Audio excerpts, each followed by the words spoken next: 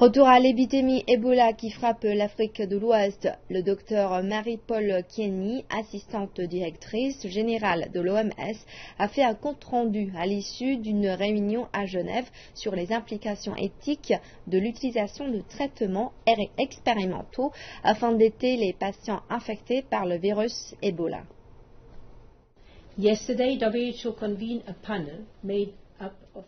Hier, l'OMS a convenu d'un panel composé de chercheurs, de régulateurs et de spécialistes de la sécurité des patients d'Afrique et de toutes les autres régions du monde, afin de répondre à 5 questions relatives à des traitements non testés destinés à traiter des patients infectés par le virus Ebola. Vous avez pris connaissance de ce communiqué, mais je vous en donnerai un court résumé.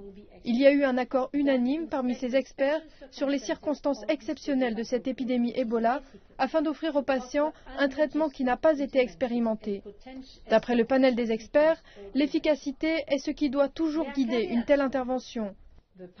Cela implique la transparence à tous les niveaux des soins, un consentement en connaissance de cause, la liberté de choix, la confidentialité, le respect de la personne et la préservation de la dignité, ainsi que l'implication de l'ensemble des équipes. Confidentiality, respect for person and preservation of dignity, and with the involvement of the community.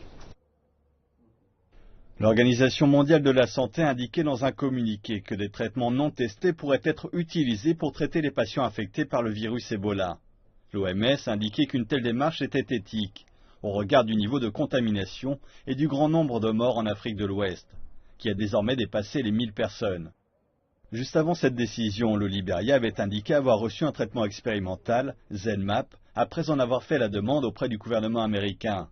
L'OMS indiquait que lorsque les traitements expérimentaux étaient utilisés, il devait y avoir un consentement en connaissance de cause, et que le résultat du traitement devait être collecté et partagé. Des questions demeurent sur de nombreux aspects, notamment la manière dont les données pourront être efficacement collectées tout en fournissant les soins médicaux.